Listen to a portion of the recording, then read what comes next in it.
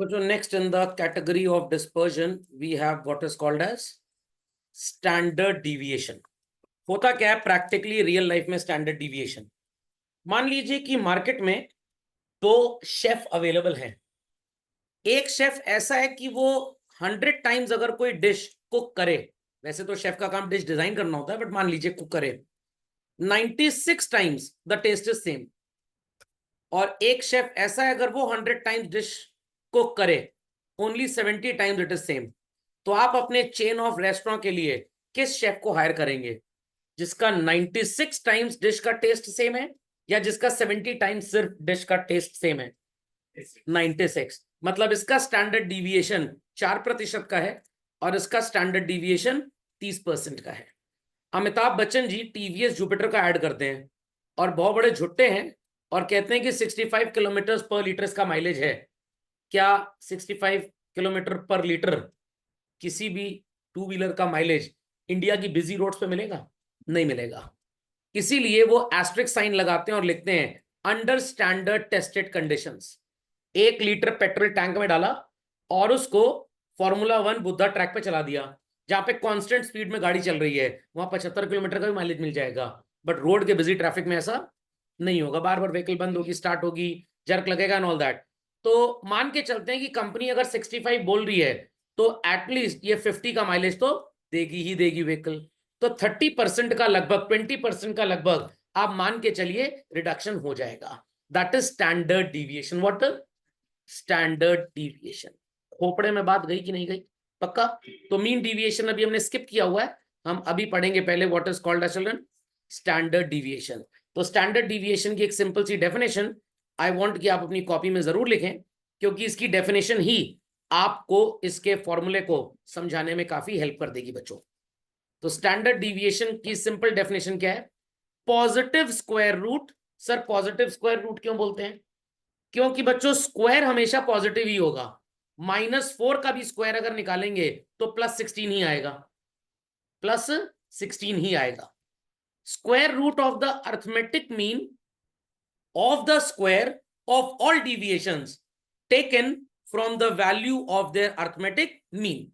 बच्चे कहेंगे सर बड़ी अजीब टाइप की डेफिनेशन है, एक ही बात को 4-4 बार लिखा हुआ है। नहीं बच्चों, ऐसा कुछ नहीं है, ध्यान से सुनिएगा। Positive square root of the arithmetic mean of the square of all deviations.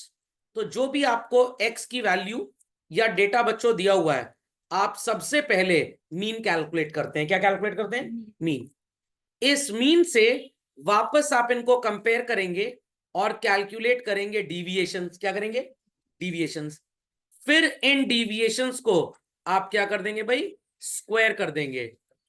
और इसके बाद स्क्वायर करने के बाद चिल्ड्रन आप इसको अंडर रूट करेंगे। तो एक एक करके मैं यहां पे लिख रहा हूं। सबसे पहला काम क्या होगा? मीन निकालना है। दूसरा काम क्या होगा? डिविएशन। तीसरा काम डिविएशन का स्क्वायर। और चौथा काम क्या होगा? स्क्वायर रूट करना है। क्या करना है? Square root. सर इससे पता क्या लगेगा? इससे पता लगेगा एक स्टैंडर्ड वैल्यू कि अगर कंपनी 65 का माइलेज क्लेम करती है, या ओला वाले अगर क्लेम कर रहे हैं कि भाई हमारी बैटरी की लाइफ 4 इयर्स है, तो 4 ईयर में ±2 मंथ्स हो सकता है। 2 महीने ज्यादा भी गाड़ी चल सकती है और 2 महीने कम भी। मतलब बैटरी की लाइफ अगर 4 इयर्स बोली गई है, it may last up to 50 months, it may last up to 46 months. तो सर ये कैलकुलेट कैसे होता है? कैलकुलेट करने के 2 तरीके हैं। पहला तो स्टैंडर्ड डिविएशन, स्टैटिस्टिकली टेबल में बैठ के कमरे के अंदर कैलकुलेट कर सकते हो। क्लियर? दूसरा, 100 गाड़ियां बाजार में भेजिए, 4 साल इनको चलवाइए, देखिए मेजॉरिटी गाड़ियों में बैटरी कितनी चली। क्या कंपनी 4 साल वेट करेगी ये बात बोलने से पहले? कंपनी को तो आज प्रोडक्ट लॉन्च करना है और अपनी नाक कटाने से बचने के लिए बताना पड़ेगा कि भाई बैटरी की वारंटी कितनी है। अगर कंपनी को पता है कि हमारी गाड़ी की बैटरी 4 साल तो चलेगी ही चलेगी, तो कंपनी बच्चों इतनी चतुर होती है, वो 4 साल की ही वारंटी आपको देगी। अगर कंपनी को पता है कि हमारी बैटरी चलनी ही 2.5 साल है, क्या वो 4 साल की गारंटी वारंटी देंगे? कस्टमर 3 साल बाद चलाएगा, बैटरी सिर पे मारेगा, कहेगा लो पैसा वापस दो। तो अगर एसी बनाने वाली कंपनी कह रही है compressor comes with the 10 year guarantee, खराब हो गया तो हम रिप्लेस कर देंगे, कंपनी को स्ट्रॉन्ग अपील है कि 99.99% ऑफ द कंप्रेसर्स, अगर 1000 पीस एसी हमने मार्केट में बनाया, प्रोबेबिलिटी है कि एक एसी का कंप्रेसर 10 साल से पहले फूक जाएगा।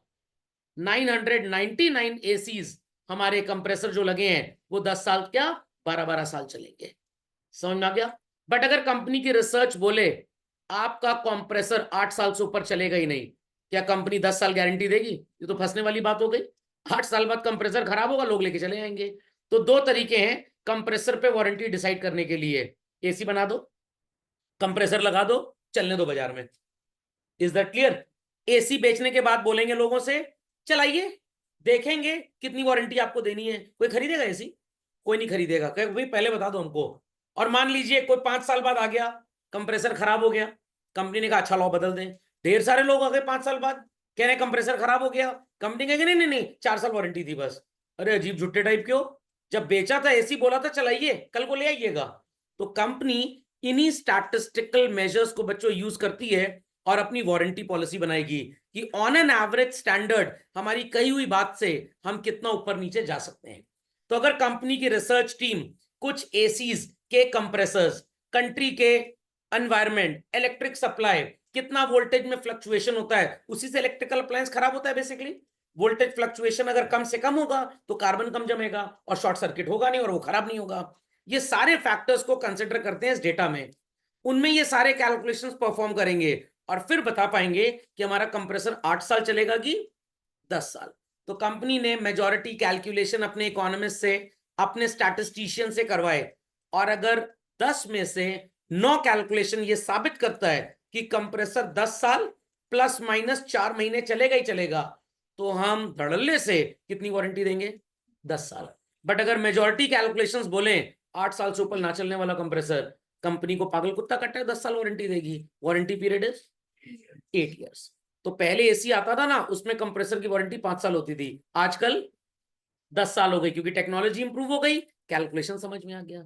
Logic understood well? खोपड़े में बात गई कि नहीं गई? पक्का? कोविड की दवाई तो लोगों ने सुनी होगी, फोकट में लोगों ने डोज भी लगवाई होगी। हाँ सर, फ्री में जहर मिल जाए, हिंदुस्तानी खा जाए। तो अब इस दवाई को जब आपको इंजेक्ट किया गया बच्चों, तो आपसे पहले, सबसे पहले तो इसको जानवरों पे टेस्ट किया गया, उसके बाद इंसानों पे टेस्ट किया गया और ये पाया गया 65% of the people who got injected in the trials never contacted Covid again. 90% लोगों को सो कॉल्ड चांसेस नजर आए एकदम माइल्ड फिर से कोविड होने के। WHO कह रहा है आपकी दवाई का super efficacy rate, efficiency profile आप बोल सकते हैं, 65% है। तो 65 तो बहुत ज्यादा है, हम तो 40% पे हरी झंडी देते हैं कि दवाई ठोको सबको। अंडरस्टूड और नॉट? खोपड़े में बात गई। और आपके सामने अगर 3 कैलकुलेशन हो, हमारी कोविशील्ड 65% एफिकेसी, फाइजर 40%, रशिया की स्पुतनिक 35%, कौन सी दवाई आप, कौन सा इंजेक्शन आप लगवाएंगे बच्चों? इसमें फिर से कोविड कॉन्ट्रैक्ट होने की जो चांसेस हैं वो बहुत कम है। तो सारा डेटा, ये सारा कैलकुलेशन इसी स्टैंडर्ड डिविएशन से ही किया जाता है। समझ में आ गई बात? तो हम उतना डीप तो नहीं जाएंगे, हम तो बस न्यूमेरिकल पे रुक जाएंगे। कैसे ये फॉर्मूले बने, इसके लिए बच्चों सैकड़ों दिन की रिसर्चेस हैं। Logic understood well? पक्का? तो सबसे पहला काम आपको क्या करना है, आपको मीन निकालना है। मीन के बाद डेटा की एक्स की वैल्यू को कंपेयर करके डिविएशन निकालना है, फिर डिविएशन का स्क्वायर करना और उसके बाद उसका स्क्वायर रूट। खोपड़े में बात गई कि नहीं गई? समझ में आ गया? समझ में आ गया? चलिए, तो let's understand how to calculate this. अपनी कॉपी में हेडिंग लिख लीजिए, in case of individual series. दो तरीके हैं बच्चों, या तो आप एक्चुअल मीन मेथड से निकाल लीजिए, या तो आप shortcut method assumed mean method use कर लीजिए। Is that clear? सर दोनों में अच्छा क्या रहेगा? अगर आपका मीन एक डेसिमल नंबर आ गया, कौन सा नंबर बच्चों? डेसिमल। डिविएशन निकालना और उसका स्क्वायर करना आपको नानी का पूरा खानदान याद दिला देगा। इसलिए we happen to use shortcut और assumed mean number, mean method. क्योंकि यहां पे आप अपने मन से एक मीन ले लेंगे and that mean will always be a whole number. Whole number से जब डिविएशन निकालेंगे तो वो डिविएशन भी होल नंबर ही आएगा और स्क्वायर करना आसान हो जाएगा। Is that clear? तो हम एक्चुअल मीन मेथड को स्किप करेंगे and will directly study what is called as shortcut method. मैं आपको क्वेश्चन करा दूंगा एक्चुअल मीन से भी, आपको ये ना लगे कि सर को आता नहीं है। Clear? But examination view point में अकलमंद टीचर सिर्फ बोलेगा स्टैंडर्ड डिविएशन निकालो, वो कभी मेथड स्पेसिफाई नहीं करेगा। झटकी टाइप का टीचर होगा तो कह देगा इससे कैलकुलेट कर लो। बट आपको पता होना चाहिए क्यों इस मेथड को हर टीचर अबैंडन करता है, क्योंकि अगर मीन डेसिमल में आ गया तो डिफरेंसेस भी सब डेसिमल में, स्क्वायर में तो नानी याद आ जाएगी 2.78 का अगर स्क्वायर निकालना है तो। No doubt you have calculator, but graduation में जब पढ़ेंगे तो वहां कैलकुलेटर नहीं मिलता आपको, इसलिए always suggested to use what shortcut method. समझ में आ गई बात? समझ में आ गई बात? चलिए लिख लिया सबने? लिख लिया? चलिए तो बच्चों एक क्वेश्चन अपनी कॉपी में लिखिए, पहले हम उसी से स्टेप्स ईयरमार्क करेंगे। क्वेश्चन नंबर 1 सबको नजर आ रहा है? क्वेश्चन नंबर 1 नजर आ रहा है? एक्स की वैल्यू यही है बच्चों, अरेंज कर लीजिए 25, 35, 32, 45, 42, 48 एंड 39। वेरी क्विकली सीक्वेंस में अरेंज कर लीजिए इसको। तो आ जाइए बच्चों अपने मेथड्स में, कहाँ गया हमारा शॉर्टकट मेथड, तो बाद में चलिए। हाँ बताइए बच्चों, एक्स की वैल्यूज क्या क्या लिखी हमने, छोटे से बड़े के क्रम में बताइएगा। 25 then 32 then 35 then 39 then 42 then 45 then 48। चलिए वेरी गुड। सबसे पहले इनको टोटल करके बताइए समेशन एक्स कितना है, फिर हम मीन का फॉर्मूला लगाएंगे समेशन एक्स अपॉन एन। सबको टोटल करके बताइए what is the total coming. 25, 32, 5 2 7, 7 5 12, 12 9 21, 22 23, 23 5 28 और 8 36, कैरी 3 4 5 6 7 8 9 10 11 12 13 14 4 18 18 4 22 एंड 4 26। आ रहा है बच्चों 266? 266 आ रहा है। आइटम्स 1 2 3 4 5 6 7 है। 38 आ गया आपका मीन। क्या आ गया बच्चों? 38। चलिए यहां तो कोई प्रॉब्लम नहीं है, आपकी किस्मत बहुत बुलंद थी जो होल नंबर आ गया। अब आप कैलकुलेट करेंगे डिविएशंस। 99% टीचर्स डी लिखते हैं, मेरी ग्रेजुएशन में आदत खराब कर दी थी एक टीचर ने, वो डिविएशन को डीएक्स लिखा करते थे, तो हम भी डीएक्स लिखने लग गए। बट अब थोड़ा सा डिफरेंस है बच्चों, आपके सिलेबस में जो डायरेक्ट मेथड है वहां पे टीचर डिविएशन को डी से रिप्रेजेंट करेगा और शॉर्टकट में डिविएशन को डीएक्स से रिप्रेजेंट किया जा रहा है। समझ में आ गया? खैर कोई फर्क नहीं पड़ता, not to worry at all children. खोपड़े में बात गई? खोपड़े में बात गई। चलिए तो स्टेप 1 क्या है बच्चों? Calculate actual mean. आ गया हमारा एक्चुअल मीन, सबने कैलकुलेट कर लिया। अब आप इस एक्चुअल मीन से निकालेंगे डिविएशंस। सर मतलब आपके सामने है, आप 38 से हर नंबर को कंपेयर करेंगे। आई रिपीट चिल्ड्रन, 38 से हर नंबर को क्या करेंगे? कंपेयर। छोटे भाई बहन माइनस में, उनके पास बुद्धि कम होती है, बड़े भाई बहन प्लस में, उनके पास पैसे ज्यादा होते हैं। Ready everybody? 38 से 25 is what children? -13 -6 plus sorry -3 children +1 +4 +7 and +10। यहां तक काम कर लिया सबने? यहां तक काम कर लिया पक्का? अब मैं इनका स्क्वायर निकालूंगा। गलती यहां पे स्टूडेंट्स करते हैं, dx स्क्वायर को बच्चों दो तरह से इंटरप्रेट कर लेते हैं कभी कभी। सम स्टूडेंट्स थिंक dx को x से मल्टीप्लाई कर दो तो dx स्क्वायर आ जाएगा। आप कहीं से गलत नहीं, आप एकदम ठीक हैं, बट मेरा dx स्क्वायर का मतलब है डिविएशन का स्क्वायर। तो इसलिए अगर आपको थोड़ा कंफ्यूजिंग लग रहा है ये, तो आप इसको d लिखें और इसको d स्क्वायर लिख दें, ताकि कंफ्यूजन के कोई चांसेस ही ना रहे। नहीं तो आप कभी कभी dx स्क्वायर समझ लेंगे dx into x is dx square. Okay चलिए सब लोग कैलकुलेट कर लेंगे स्क्वायर बच्चों, हो जाएगा? एवरीबडी अंडरस्टूड कैसे डिविएशंस निकाले हमने? चलिए बच्चों कैलकुलेट करिए स्क्वायर और बताइए क्या वैल्यूज आ रही हैं। Let's calculate square. 6 का स्क्वायर 36 प्लस में आएगा, 3 का स्क्वायर इज 9, 1 का 1 है, 4 का 16, 7 का 49, 10 का 100 और 13 का 226 होगा, सॉरी 169। बस जोड़ दीजिए सबको, ऐड कर दीजिए। 169 plus 36 plus 9 plus 1 plus 16 plus 49 plus 100, it is 380। Do it quickly. हमने बच्चों सबसे पहले क्या कैलकुलेट कर लिया, आपके सामने है एक्चुअल मीन। किस्मत अच्छी थी, ये होल नंबर आ गया। अगर ये 38.73 हो जाता, सर हम तो ब्लेड लेके बैठेंगे, आत्महत्या कर लेंगे, ये 38.73 होता तो ये 12.67 हो जाता, फिर मजा आ जाती है आपको स्क्वायर निकालने में। आप अपने आप को एकदम श्रापित फील करते हैं, इसीलिए अज्यूम्ड मीन मेथड बनाया गया। आप इसमें से किसी एक को मीन मान लें, फॉर्मूला थोड़ा बड़ा होगा बट कैलकुलेशन आसान हो जाएगा। Is that understood? चलिए दूसरा स्टेप, हमने डिविएशंस भी कैलकुलेट कर लिया बच्चों।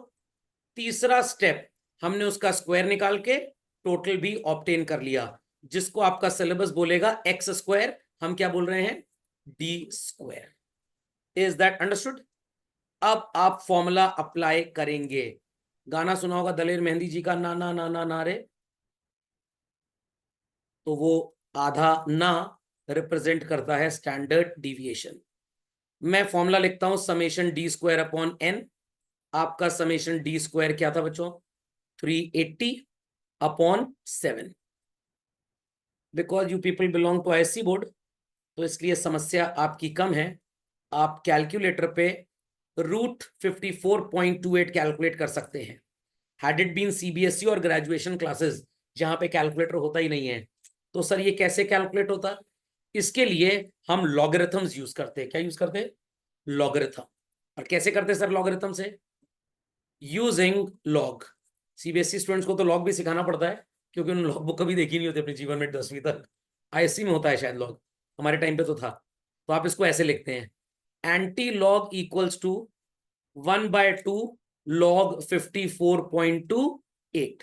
फिर आप लॉग की वैल्यू कैलकुलेट करते, और कैसे कैलकुलेट करते भाई, डेसिमल के लेफ्ट में कितने डिजिट्स हैं, 2, 54, एक कम कर दीजिए तो नोटेशन बनेगा 1। फिर आप लॉग टेबल में देखते हैं 54 का सेकंड कॉलम में 8th मीन डिफरेंस क्या है, यहां वैल्यू आ जाती, जो वैल्यू आती उसका आप एंटी लॉग देखते हैं, और एग्जैक्ट वही आंसर आता जो कैलकुलेटर दिखाएगा अप टू 4 डेसिमल प्लेसेस। तो ये ट्रिक मैं सिखाऊंगा सीबीएसई स्टूडेंट्स को, तो आपको भी मैं बोलूंगा क्लास आप अटेंड कर लीजिए, तो बीकॉम में बड़ा फायदा मिल जाएगा। ओके, 7.36 आ गया सबका, 7.36 आ गया। अब इसका मतलब ये होता है एवरेज मार्क्स तो 38 नजर आ रहे हैं, एवरेज मार्क्स 38 आ रहे हैं। एवरेज डिविएशन कुछ बच्चों का 30.64 हो सकता है मार्क्स, कुछ बच्चों का 45.36 हो सकता है। तो 38 मार्क्स एवरेज आए हैं क्लास के, ये हाईएस्ट 45.36 तक जाएगा और लोएस्ट 31 या 30.64 तक जाएगा, मतलब प्लस माइनस 7.36 होगा। नहीं समझे? समझ में आ गया? Clearly understood? तो अगर आप, वो कौन सा आदमी था अभी वो जो ज्यादा नहीं फेंक पाया, अरे वो भाला फेंकता था ना ओलंपिक्स में, क्या नाम था, नीरज चोपड़ा। अगर नीरज चोपड़ा ने 10 साल का, या 10 ओलंपिक्स तो नहीं बोल सकता मैं, कोई 40 साल थोड़ा ओलंपिक्स खेलेगा, पाकिस्तान का वो जो पर्सन जीता है, अगर हर्षद मेहता, हाँ अरशद नदीम जो भी नाम था उसका, मेरे से ट्रेनिंग लेके गया था, तो या मोदी जी से ट्रेनिंग लिया होगा फेंकने की इस बार, वो भी ज्यादा फेंकते हैं।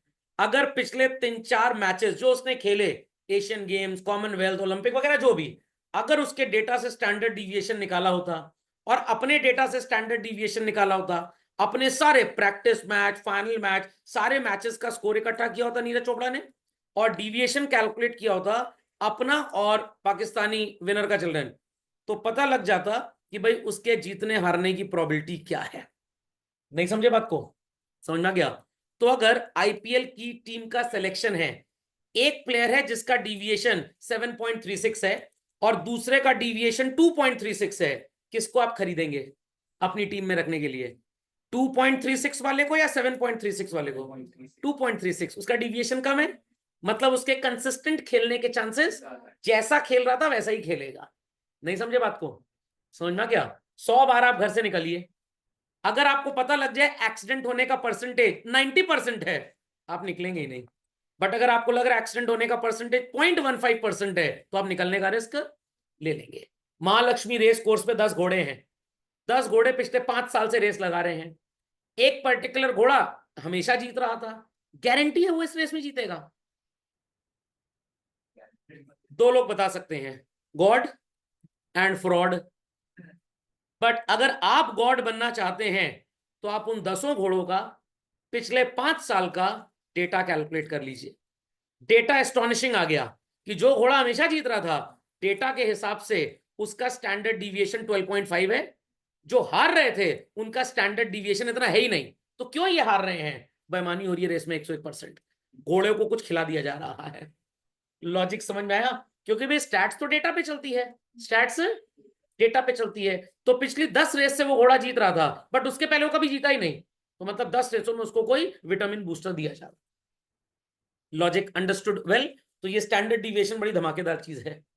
Logic understood? कैसीनो में वो गोल वाला होता है ना, घुमाते हैं, कंचा फेंकते हैं, अंग्रेजी में रॉलेट बोलते हैं उसको।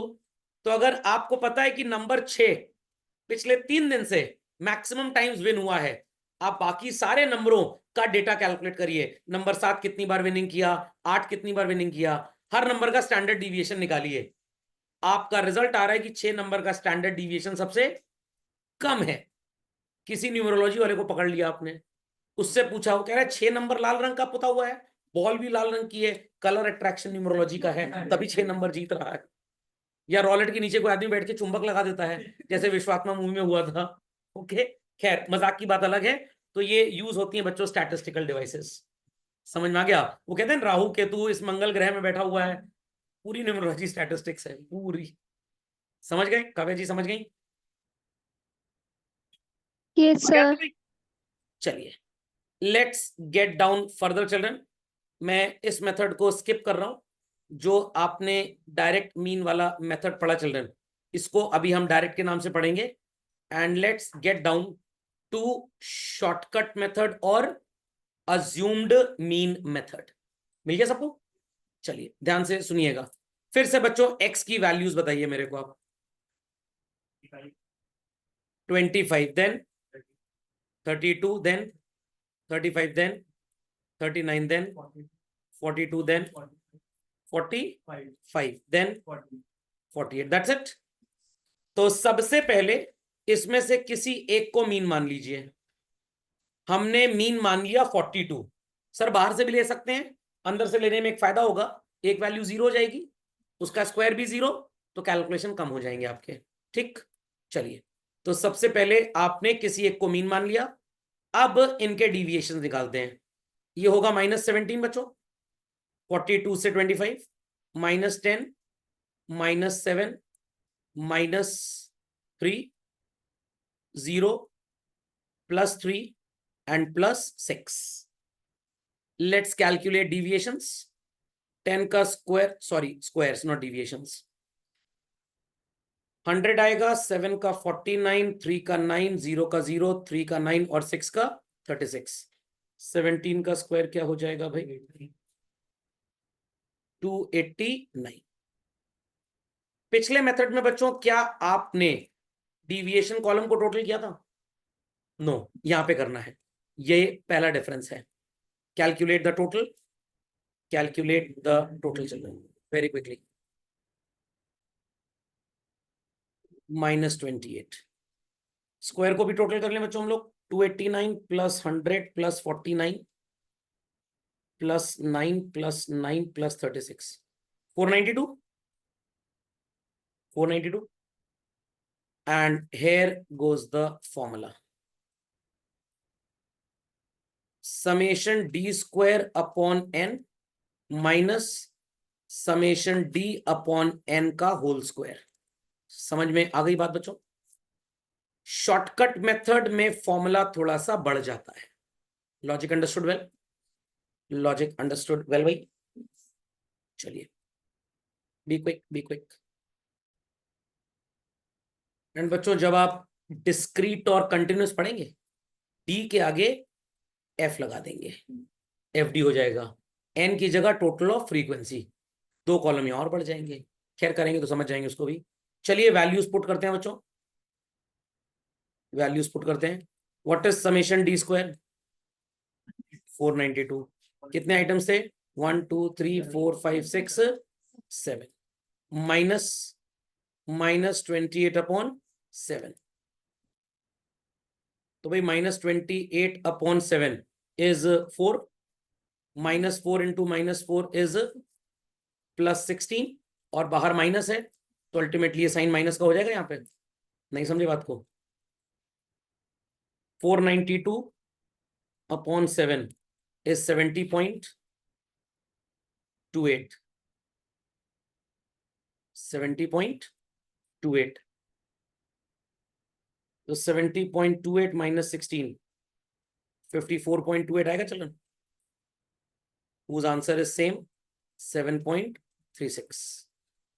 समझे बात को? समझ गए बात को? सो वहां पे भी हमने ये काम तो किया ही था, बट यहाँ पे मीन आपने खुद से मान लिया। वहां पे मीन कुछ और आ रहा था, but see answer is exactly same. But ये मेथड काम कहाँ पे आएगा? जहां पे आपको नजर आ रहा है आपका मीन डेसिमल में आ गया, तो वहां गंगा जी नहा लीजिएगा कि भैया डेसिमल में आ गया मीन 38.234। सर हम नस काटने जा रहे हैं। बात मत नहीं करनी है आपको, क्या अप्लाई करना है? शॉर्टकट, ऊपर जाने का नहीं, क्वेश्चन करने का। समझ गए इस बात को? तो कभी भी आपसे टीचर्स वाइवा में पूछ सकते हैं what is the superiority of shortcut method over direct? The superiority is this: if the answer of actual mean falls as a decimal number, calculating deviations and square thereon is a great rocket science, जो औकात के बाहर है। Even अगर आपका answer 38.724 आया और आपके पास लाख कैलकुलेटर हो, आप तो इसको राउंड ऑफ कर देंगे, आपका आंसर वेरिएट कर जाएगा पूरा। एग्जैक्ट 38.5 36.25 आ गया तो चलो कैलकुलेटर हेल्प कर देगा, but best way out is to use shortcut method. समझ में आ गया? हाँ 7.36 वो तो सेम आएगा, वो तो जब ये आ गया सेम तो सेम आ ही जाएगा। Is that clear? जितने क्वेश्चन इस बुकलेट में इस चैप्टर के दिए हैं जिसमें आपने क्वार्टाइल डिविएशन निकाला था, इंडिविजुअल सीरीज के सारे क्वेश्चन से स्टैंडर्ड डिविएशन कैलकुलेट कर लीजिएगा अप्लाइंग शॉर्टकट मेथड, हो जाएगा। चलिए दैट्स ऑल फॉर टुडे।